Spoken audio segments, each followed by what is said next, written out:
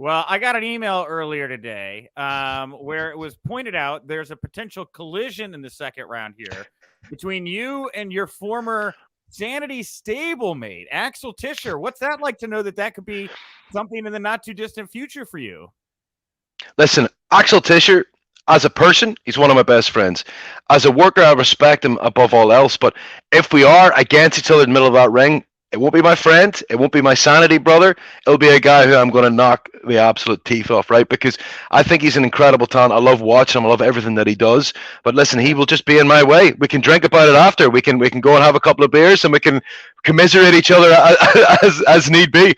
But listen, if there's anybody who I'd love to wrestle, it would be Axel Tischer. I think he's absolutely incredible. I don't think WWE really got to see the full scope of his ability. I think you got a little bit of on NXT UK. You got to see how good he was. He got some great singles matches there. But insofar as you like on SmackDown or on NXT proper, you never really got to see how good Axel was. And I think he's righting that wrong right now in WXW Germany. He's in the shape of his life. And he was the WXW champion until this weekend. Like, so listen, Axel is absolutely incredible. And like, I'm not taking away from his opponent, but I know that Axel's desperate to break out. Because he although he wrestled a bunch of times in England, he never made it a stable part of his career. So I know that he's thinking to himself, I could win this Atlas tournament, and I could be the guy who goes all across Britain with progress. And I get that. So I'm looking forward to getting in there with him. Listen, I think he's absolutely a stunning wrestler, and I'd love to get in there and kick his ass, to be honest. So. Yeah, man, for sure. And so many people loved Sanity, man, right? And like you talk about that, I mean, how we just kind of got a tip of the iceberg with him. I think that's true for the whole faction, really. But I mean, he was he's got a kind of maniacalness to him that was very tight. Like, I don't know, like you can't look away because you're just like, that guy might stab me or something like that when I'm watching him on TV. Well, Alexander Wolf and Nikki Cross, the two of them got themselves lost in the moment. I think they were so good at like. I think with EY's the babbling leader. He's the almost like the Mandarin in Iron Man 3. That's what he's trying to go for, right? You can kind of tell like he's this crazy guy. I'm the stoic maniac behind him, and then I've got these two idiots who are just running around crazy. And like, see, trying to keep up with these guys and not like bump into each other with those lights flashing on and off, right? Because I loved it though because they brought the energy, and I think like. Wolf especially because like if you watch Wolf wrestle, Axel Tischer, if you watch Tischer wrestle, he's one of the best technicians on the planet Earth, right? He's a jiu-jitsu specialist as well. The guy has a little bit of everything, right? And yet when we were in Sanity, he just showed himself as this absolute maniac, and I loved it because I think like his character, what he was thinking almost in his head, he was thinking like. Kind of like Joker or something like that, that kind of maniacal energy. I know almost like he was almost trying to think like almost like a criminal, I guess. Like that's what he's trying to think along the lines of, and I massively respected it because like when I remember watching some of our entrances back and like, I'm told, okay, we need you to be stoic, and that's fine. I'll be stoic. That's easy. Whereas those two just go absolutely nuts, and like it just, in my opinion, they brought the energy. They made Sanity what it was. They allowed us to become baby faces because, myself and EY, like we were villains, and we were very very comfortable being the villains. But because of their two energy, Nikki and Axel, I think like people just got. We were endeared to them because of the way they got on, and then obviously like they started to like that what we could do in ring and everything else. But honestly, it was such a cool time. It was a cool thing to be a part of. The production, the music, everything was that. Everybody always says when you go to WWE, that's the slight differences in production, and it's true. That's exactly what it is because. The first time doing that Sanity entrance, right? I didn't even get a chance to practice it, right? I just had to do it. Yeah. And I just remember thinking, oh my God, this is because I'd watched it on TV thinking, Christ, that's amazing. And then, lo and behold, I'm now a part of the group and I'm like, oh Christ, I'm in the group now. The beauty is like, I'm there with Eric Young, who I wrestled in Impact. I'm there with Nikki Cross, who's my wife. And I'm there with Axel Tischer, who actually gave me advice, by the way. This is quite unknown. I met him a couple of times in WXW Germany, and he actually gave me advice for my tryouts with WWE because he had just been signed and he was waiting for his visa to come through. And he gave me some brilliant advice that really helped me for those tryouts.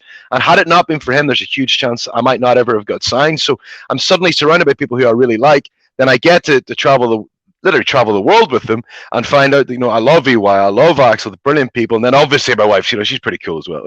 Sure. So wait, just like, spill a little did you know, were you dating Nikki before WWE? Did you guys meet in WWE? Like how? Oh God, no, we've been together for 14 years. So like, we actually when we this is like a tiny bit of inside knowledge that we did. Nobody really knows. We actually didn't tell WWE we were dating, because we didn't want it to be a reason why one of us would get signed or the other one would get signed. So I came over. This is brilliant. So Nikki gets signed, and she came about 6 months before me, right? And a couple of months in, I came over then, come over to see her. And I let Killian Dain know, who was at the time, he was working with WWE, and I said, listen, I'm going to actually be in Orlando. If you need me to sign anything, because I knew I was getting signed, but I was months away because of the visa, whatever else. And Killian's like, oh, yeah, sure, come along, there's a tryout, blah, blah, blah. So I turn up, and the first thing he says is, Damo, why are you in Orlando? And I was like, oh, I'm seeing my fiance. He's like, who's your fiance? I'm like, oh, Nikki Storm, Nikki Cross, she's my fiance. And he's like, what? And he marches me over to Triple H. He's like on the cross trainer, like on the elliptical, going nuts. And he's like, did you know this? They were together. So like it ended up becoming this thing. It was hilarious. But we always kind of kayfabed it, and like we always try to keep our relationship kind of off the public register, because we never wanted it to be like a, oh, well, if I book him, I have to book her. If I book her, I have to book him. So we never tried to make it like a thing. We wanted just to do well on our own backs. And like, I know that with Nikki's talent, what she was doing, she was, going across Japan with Stardom and JWP, and she was all over with Shimmer and Shine and all these things. So like, I never wanted to be a hindrance for her career, and she was the same for me. She knew, like, I was starting to pick up serious steam like 14, 15, 16. So you just do your best to try and like, support each other, but try not to hinder each other. So it was really funny for people when they found out, oh, they're actually together. Yeah, shit, we've been together for, at that point, like 10 years or something. So wow. I kind of thought you guys met in the system or something like that. That's a great story, man. Well, I think we got that a lot. Now we obviously post photos together, which we didn't for a long time.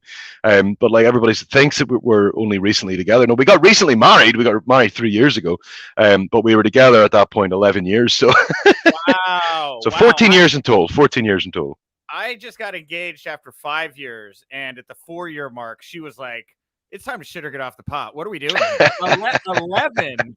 That's a long engagement, man. That's a really long. Well, I think for us, we didn't need to be married, because we knew we were going to be together. Like, so it wasn't like it was a. I think we kind of realized it was more important for our parents and stuff like that, like, to get their memories and their photos and all that kind of thing. Like, so we're like, oh shit, we should really do it then. So we did it, and obviously for legalities and all that kind of stuff, it was probably the smart move regardless. So finally when we made that decision, we made it generally with our family in mind, because they weren't getting any younger, and we realized we really should stop thinking selfishly. Wow. And to think, last night she was breaking up a bachelorette party on Raw, right? Like, romance constantly. That's what. Listen. When she said she puts on that mask, listen, anything can happen, and she's proved that multiple times. So, like with Poochie Adams and what was the other boy's name, whatever it was. But she was very entertaining yesterday, shall we say? Well.